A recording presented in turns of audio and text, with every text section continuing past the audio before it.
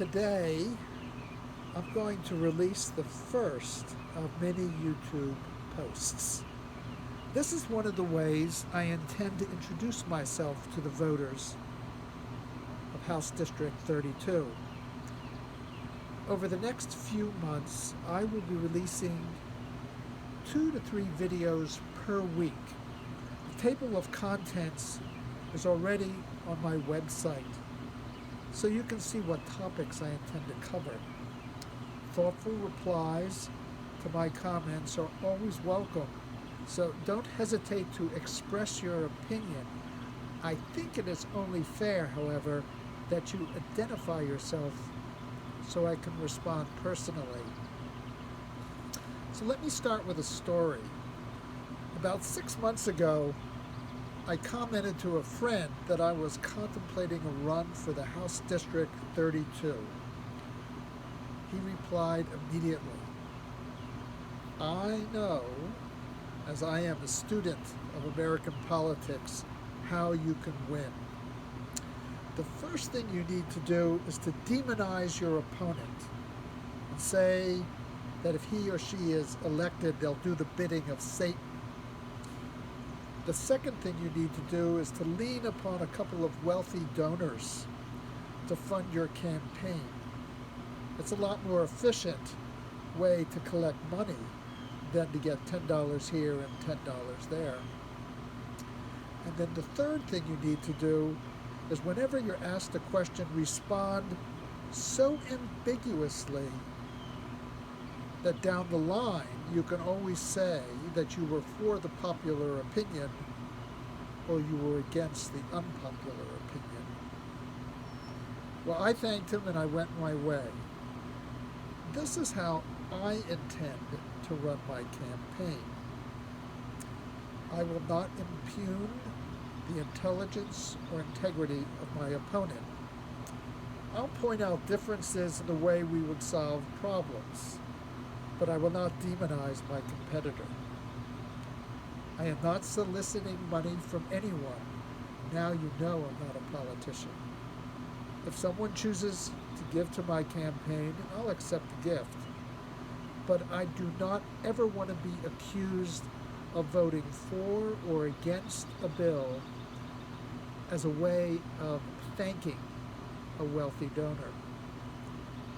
And finally, when I'm asked a question, I will reply unambiguously.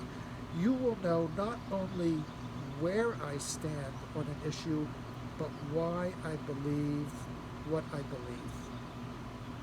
So perhaps this is a sign of my naivete, my inexperience, or my wishful thinking, but I believe that East Tennesseans want a politician who can talk to them in language that they understand.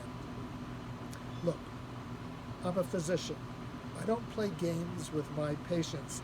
I tell them the truth, even if it's upsetting. I'll tell the truth to my constituents, even if it angers or upsets them. If I want to represent them in the House of Representatives, I owe them no less. So let me start by answering an obvious first question. Do I think I can win? I do, even though I will be the first to admit that the odds are long.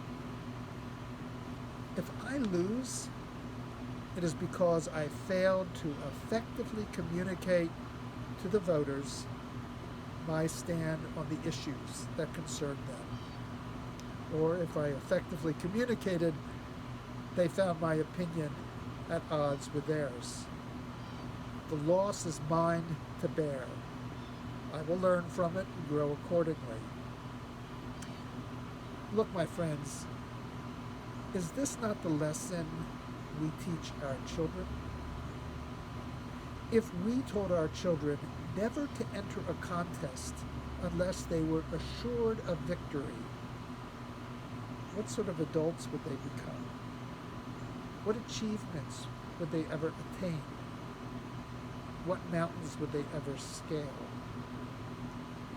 The question should be not can I do this, but rather, is it worth doing? And I believe that running for the House of Representatives, District 32, is worth doing. I intend to win. And when I sit at the table of decision makers, I will give voice to those who heretofore had no place at the table. My next post will give me the opportunity to share my background.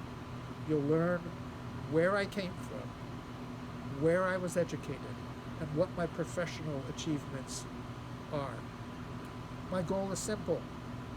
I want you to hear me, learn about my character, my work, my goals. I believe that it is time to lay aside our fixation on political labels and use our critical faculties to decide if a candidate makes sense, will faithfully represent interests, and above all be true to his word. Will this approach work? In a few short months, we will find out. If I win, I will be vindicated. If I lose, well, I will say that I just did not work as hard as I needed to, and time just ran out. But thank you for your time today.